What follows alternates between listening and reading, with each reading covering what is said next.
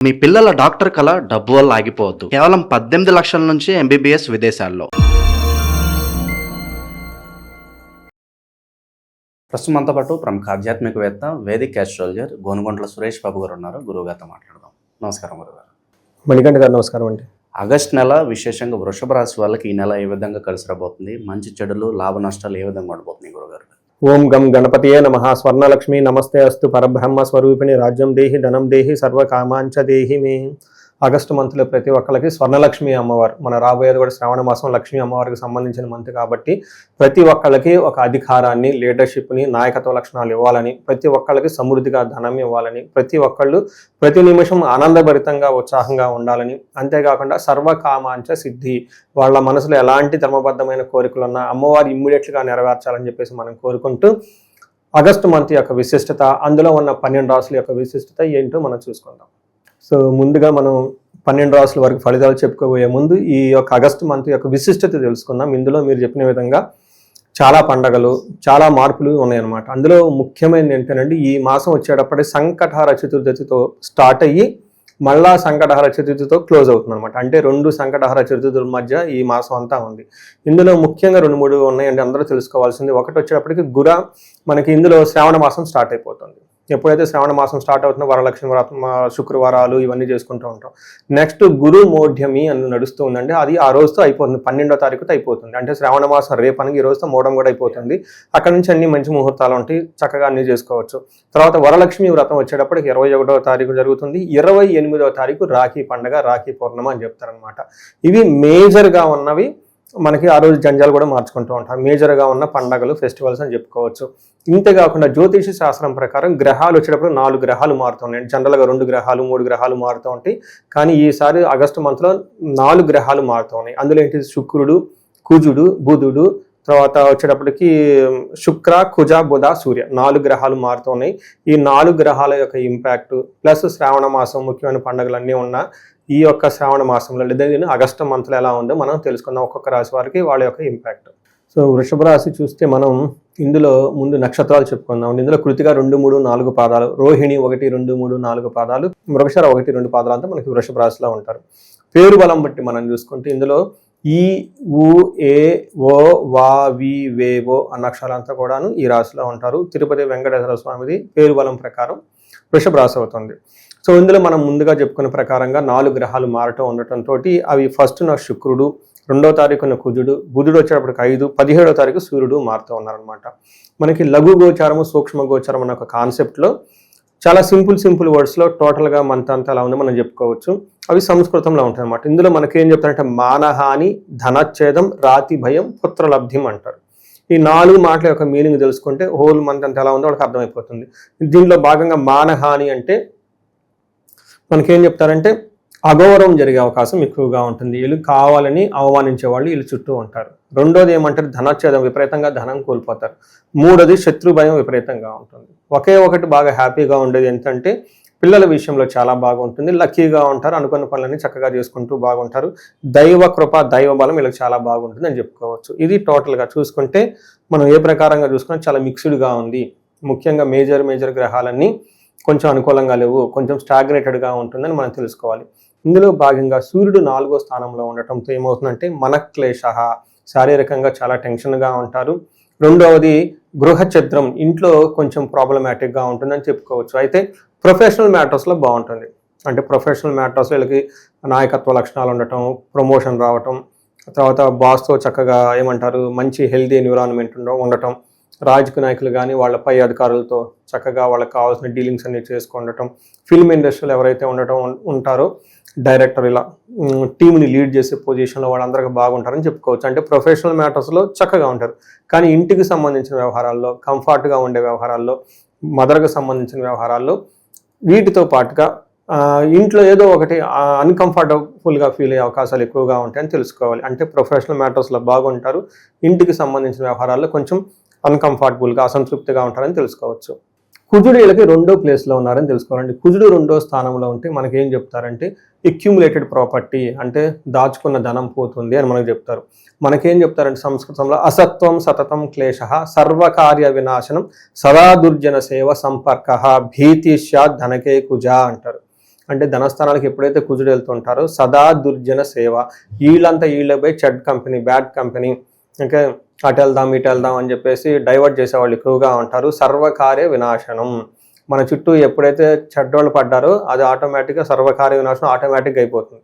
అందుకని మనకు సంస్కృతంలో మన గ్రంథాల్లో ఏం చెప్తారంటే మన చుట్టూ నలుగురు మంచోళ్ళు అంటే మనం ఆటోమేటిక్గా డిఫాల్ట్ అయిపోతాం అన్నమాట. మన చుట్టూ 5 జిమ్ చేసేవాళ్ళు ఉంటే వద్దనుకున్నా వెళ్ళిపోతాం, డైట్ చేసేవాళ్ళు ఉంటాం, ఉల్టా ఉండాలనుకో ఉల్టా ఉంటాం అనమాట. ఎందుకంటే డర్టీ పిల్లలతో, వేస్ట్ పిల్లలతో మనం ఫ్రెండ్షిప్ చేసామనుకోండి, మనం కూడా ఏదో ఒక రోజు ఆ దుమ్ము కొట్టుకొని వెళ్ళిపోతాం అనమాట. ఇంకా వీళ్ళకి సదా దుర్జన సేవ సంపర్క అంటే చాలా క్లీన్గా రాశారు. ఈ టైంలో వీళ్ళు పోయి చెడ్డవాళ్ళ సమాసం పెట్టే అవకాశం ఎక్కువగా ఉంటుంది. ఆ చెడు బుద్ధులను నీళ్ళు కూడా తగిలించుకుంటారు, తద్వారా ఇంక పని ఏం చేస్తారు. అందుకే చాలా జాగ్రత్తగా ఉండాలి. అనవసరంగా భయపడే సంఘటనలు జరుగుతూ ఉంటాయి కాబట్టి కొంచెం జాగ్రత్తగా ఉంటే ఈ టైంలో నమ్మించి మోసం చేసేవాళ్ళు, డబ్బులు పోగొట్టుకునే వాళ్ళు కూడా చాలా ఎక్కువ మంది ఉంటారు, గుర్తుపెట్టుకోవాలి. అయితే మరి ఇప్పటిదాకా అంతా నెగిటివ్గా చెప్పారు కదండి, మరి పాజిటివ్ ఏమీ లేదా అంటే శుక్రుడు వీళ్ళకి 5వ స్థానంలో ఉండి మహాభాగ్య యోగం. ఈ శుక్రుడు వీళ్ళని చాలా చక్కగా కాపాడుతూ ఉన్నారు. పెద్ద జరుగుతుంటే కానీ చిన్న పెద్ద ప్రాబ్లమ్స్ నుంచి ఇందులో బయటపడేస్తూ ఉంటారు. మనకేం చెప్తారంటే దాసీభృత్య జనలాభ నిత్యమృష్టాన్న భోజనం ధన ధాన్య అభిష్టార్థ పంచమస్తే భవేద్ భృగు అంటారు. ఇది చాలా ఇంపార్టెంట్ శ్లోకం అండి. 5వ స్థానంలో శుక్రుడు ఉంటే బాగా కలుసు. ఎందుకంటే 5వ స్థానాన్ని లక్ష్మీ స్థానం అంటారు, పూర్వజన్మ సుకృతం అంటారు. అక్కడ శుక్రుడు ఉంటే ఇంకా బాగా కలిసి వస్తారని చెప్తారు.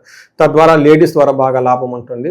ఇందులో ముఖ్యంగా వీళ్ళు గమనించాల్సిందంటే వీళ్ళ కింద ఉన్న సబార్డినేట్స్ చక్కగా సపోర్ట్ చేస్తారు, కానీ వీళ్ళు మాత్రం వెళ్ళిపోతూ ఉంటారు. అందుకే చాలా ఇంపార్టెంట్ గుర్తుపెట్టుకోవాలి. మనం చాలాసార్లు రియల్ లైఫ్లో కూడా చూస్తుంటాం, నేను చాలా చోట్ల చూస్తుంటారు. ద బ్యాడ్ బాస్కి మంచి టీం దొరుకుతారు, మంచి బాస్కి అటు అలా నుంచి టీం దొరుకుతూ ఉంటారు అనమాట. అందుకని చెప్పేసి టీం మంచిగా ఉన్నారు, బట్ వాళ్ళకి గైడెన్స్ కూడా నేను లేకపోతే ఉపయోగం ఉంటుంది. ఇంకా ఈ టైంలో దాసీ జన భృత్య లాభ, వీళ్ళ కింద ఉన్న వాళ్ళ దగ్గర నుంచి టీం నుంచి మంచి సపోర్ట్ వస్తుంది. నిత్యం మృష్టాన్న భోజనం, చక్కగా పార్టీలు ఫంక్షన్లు ఎంజాయ్ చేస్తూ ఉంటారు. ధనం ధాన్యం అభిష్టార్థ సిద్ధి, అనుకున్న పనులు జరుగుతూ ఉంటాయని చెప్తూ ఉంటారు. లేడీస్ ద్వారా మంచి సపోర్ట్ ఉంటుంది. ఇన్ కేస్ లేడీస్ అయితే జెంట్స్ ద్వారా మంచి సపోర్ట్ ఉంటుందని మనం తెలుసుకోవాలి. నక్షత్రాలకు సంబంధించి రాశి వాళ్ళకి ఈ నెల ఎలా ఉండబోతుంది? సో నక్షత్రం వీళ్ళకి కొంచెం మిక్స్డ్గా ఉంటుందని మనం చెప్పుకోవాలండి. జనరల్గా వృషభ రాశి వాళ్ళు కొంచెం జాగ్రత్తగా ఉండవలసిన మంత్ అని మనం చెప్పుకోవాలి. అందులో ముఖ్యంగా కృతికా నక్షత్రం ప్రభావం ఆ నక్షత్రం వాళ్ళకి సూర్యుని వల్ల జయప్రదంగా ఉంటుంది, కానీ కలహము, బంధనము, భయము, వీళ్ళకి ఈ విషయాల్లో కొంచెం జాగ్రత్తగా ఉండాలి.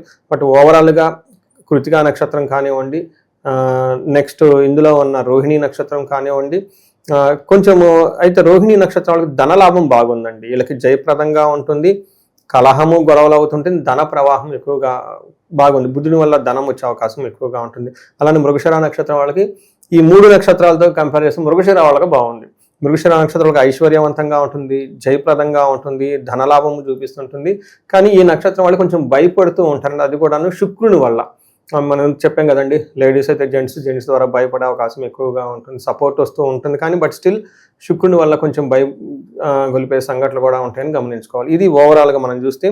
అయితే ఇందులో ఇంకొక విషయం గమనించుకోవాల్సింది ఏంటంటేనండి, ఈ నక్షత్రం వాళ్ళకి ఎవరైతే ఉన్నారో ఓవరాల్గా అంతా బాగుందండి. పెద్దగా నక్షత్రం వయసు అయితే ఇబ్బంది అయితే ఏమీ లేదని చెప్పుకోవాలి. బట్ మనం కంపేర్ చేసుకుంటే time line last 1 year last 5 months 6 months చూసుకుంటే ఈ మంత్ అనేది వీళ్ళకి కొంచెం స్టాగ్నేటెడ్గా ఉండే అవకాశం ఎక్కువగా ఉంటుంది. కొంచెం జాగ్రత్తగా ఇంపార్టెంట్ డెసిషన్ తీసుకుంటే సరిపోతుంది. ఓకే, పరిహారాల పరంగా ఏం చెప్తారు గురుగారు? ప్రజెంట్ ఉన్న గ్రహస్థితి బట్టి ఎవరిని ఎక్కువగా ఆరాధించాలి వీళ్ళు? పరిహారాలకి విష్ణువుకి సంబంధించిన దేవాలయాలు విజిట్ చేస్తే చాలా బాగుంటుందండి.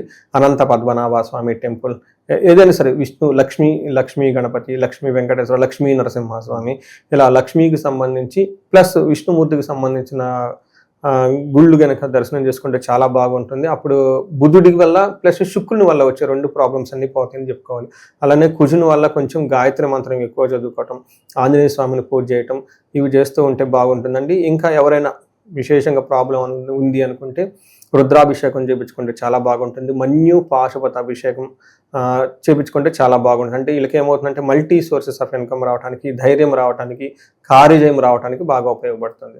సో వీళ్ళు సెల్ఫ్ రెమెడీస్ చేసుకోవాలనుకుంటే సుబ్రహ్మణ్యేశ్వర స్వామి అష్టకం చదివిన, సుబ్రహ్మణ్యేశ్వర స్వామి గుడులు రెగ్యులర్గా విజిట్ చేసినా కానీ చాలా బాగుంది. మణికంఠ గారు నేను ప్రతిసారి చెప్తూ ఉంటాను, మనం ఇప్పుడు ఏదైతే చెప్పుకున్నామో దీన్ని గోచార ఫలితాలు అంటారు, లేదంటే కరెంట్ రాశి ఫల ట్రాన్జిట్ రిజల్ట్ అని చెప్తూ ఉంటారు ఇంగ్లీష్లో.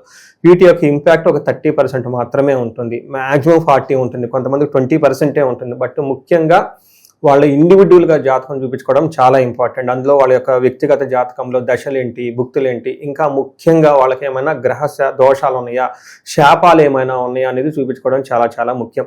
పర్టికులర్గా నేను రీసెర్చ్ చేస్తున్నానంటే ఎవరికైతే ఏజ్ 40 ± 5 years, లేదంటే 45 ఉండి ±5 years ఉండి, అంటే ఇటు పక్కన 40 to 40, 50 వరకు ఈ మధ్యలో ఉన్న వాళ్ళు ఎవరైనా ఉండి, అంటే వాళ్ళకి సక్సెస్ఫుల్గా ట్రాక్ రికార్డు ఉంటుంది. కొంతమందికి వాళ్ళు అప్పటిదాకా సీనియర్ మేనేజర్లుగా చేస్తుంటారు, అప్పటిదాకా బిజినెస్లు చక్కగా చేస్తుంటారు, చక్కగా ఒక స్మూత్గా వెళ్తున్న వాళ్ళు సడన్గా జాబ్ కోల్పోవటం, లైఫ్లో స్టాగ్నేషన్ రావటం, గ్రోత్ లేకుండా ఉండటం, డైరెక్షన్లెస్గా ఉంటూ ఉంటారు. దీనికి కారణం ఏంటంటే మిడ్ లైఫ్ క్రైసిస్ అని చెప్పేసి జనరల్గా అందరు చెప్పి వదిలేస్తుంటారు.